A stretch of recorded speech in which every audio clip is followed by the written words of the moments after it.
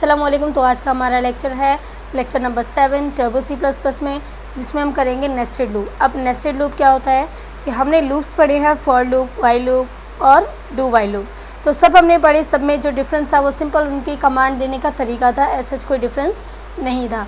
तो अब हम पढ़ेंगे नेस्टेड लूप। नेस्टेड लूप क्या होता है? लूप के अंदर लूप। अब लूप के अंदर लूप कैसे देते हैं? मीन्स एट अ टाइम हम 2 लूप्स देंगे। तो एट अ टाइम 2 लूप्स हम कैसे देते हैं वो हम देखेंगे। Hashtag include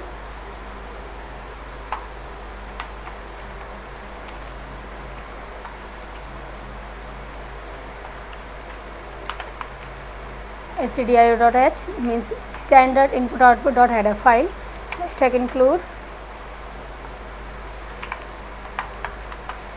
console input output dot header file। ठीक है, उसके बाद हमने यहाँ पे void main दे दिया। अब क्योंकि मैंने आपको बताया कि हम नेस्टेड लूप दे रहे हैं, मीन्स लूप के अंदर लूप, मीन्स हम 2 लूप्स एट अ टाइम दे रहे हैं। तो 2 लूप्स देने के लिए हमारे पास इंटीजर भी 2 ही होने चाहिए। ठीक है, तो हमने यहाँ पे 2 लूप ले लिया। अब मैंने ए और बी लिया है, आप XYZ कुछ भी ले सकते हैं। ठीक है, हमने सबसे पहले यहाँ पे क्लियर स्क्रीन किया। क्लियर स्क्रीन हम क्यों करते हैं? ताकि हमारा पिछला जो भी प्रोग्राम है जो रन हुआ हो या जिसका जो है वो हमारे पास कोडिंग ऑलरेडी रिज़ल्ट आया हुआ हो, वो हमारे पास ना आए। यानी हमारे पास जब भी मैं इसको कंट्रोल F9 करूँ, इस रिज़ल्ट देखने के लिए करूँ, तो हर बार मेरे पास न्यू रिज़ल्ट आए। तो हम क्या करेंगे? हमने लूप दे दिया, तो हमने लूप की कमांड देनी है। तो मैंने कहा a is equal to 1, a less than is equal to 5, a plus plus. Means a को हमने कहा कि 1 से लेकर 5 तक रिपीट करना है, और इसको जो है वो इतना ही रिपीट करना है, यानी इससे ज़्यादा इसको रिपीट नहीं करना है। ए प्लस प्लस मीन्स रिपीटेशन को कंट्रोल करता है। अब रिपीट तो करना है, लेकिन क्या रिपीट करना है? तो हमने वो बताया कि जो मैंने रिपीट करना है वो है मेरा प्रिंट F पाकिस्तान। ठीक, उसके बाद हमने 2 लूप्स दिए हैं, तो सेकंड लूप का हमें जो है वो देना होगा। कमांड के सेकंड लूप में हमने क्या देना है?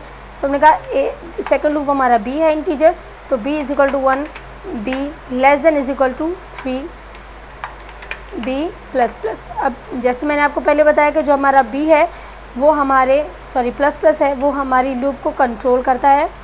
ठीक है, तो यहाँ पे हम इसको जो है वो कर देंगे क्लोज़।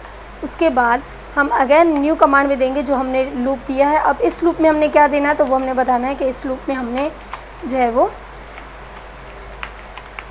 जिंदाबाद, टेक्स्ट आप कुछ भी लिख सकते हैं। ठीक है, तो ये हमने दे दिया इसको सेकंड लूप। अब जितने भी हमने लूप्स लिए हैं, जितने भी हमने ब्रैकेट्स लिए हैं, तो हमने इन ब्रैकेट्स को क्लोज़ करना है। First bracket, second bracket. जैसे मैंने आपको पहले बताया कि जो हमारे पास गेट ch के बाद वो सिर्फ एक ही ब्रैकेट क्लोज़ होता है, और वो होता है हमारा वॉइड मेन के बाद जो हम ब्रैकेट लगाते हैं ये हमेशा गेट ch यानी गेट द कैरेक्टर के बाद ही क्लोज़ होता है। ठीक है, तो अब हमने ये किया। लेकिन अब देखिए, मैं चाहती हूँ कि मेरे पास जो पाकिस्तान और जिंदाबाद है वो बिल्कुल एक दूसरे के आमने सामने आए, थोड़ी थोड़ी गैप पे। तो अगर मैं यहाँ पे /n लगाती हूँ तो ये क्या करेगा? तो सबसे पहले हम इसको सेव करके देखते हैं। ये है हमारा नेस्टेड लूप।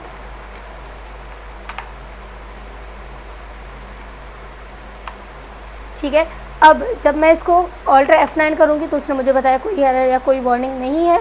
हमने एस्केप प्रेस किया। अब जब मैं कंट्रोल F9 करूँगी तो पाकिस्तान जिंदाबाद कुछ इस तरह आ रहा है, जबकि मैं चाहती हूँ कि पाकिस्तान और जिंदाबाद बिल्कुल एक दूसरे के आमने सामने आए। तो ऐसी सिचुएशन में मैं क्या करूँगी? ऐसे सिचुएशन में मैं यहाँ पे ऑल्टर T यूज़ करूँगी। अब ऑल्टर T क्या होता है? Alter T means alter T means tab. अब ऑल्टर T यहाँ पे भी यूज़ करूँ, यहाँ पे भी यूज़ करूँ, तो ये तो फिर मसला हो जाएगा। तो मैं क्या करूँगी? यहाँ पे ऑल्टर T यूज़ करूँगी, और यहाँ पे ऑल्टर N, यानी न्यू लाइन में आए लेकिन एक दूसरे के आमने सामने। अब अगर ऑल्टर F9 करूँगी तो मेरे पास पाकिस्तान जिंदाबाद कुछ इस तरह आएगा। तो यहाँ पे ये हमारा लेक्चर था, लेक्चर नंबर 7 नेस्टेड लूप, जिसमें हमने क्या किया? एट अ टाइम्स हमने 2 लूप्स दिए। एक हमने दिया पाकिस्तान, नेक्स्ट हमने दिया जिंदाबाद। ठीक है, तो ये था हमारा लेक्चर नंबर 7।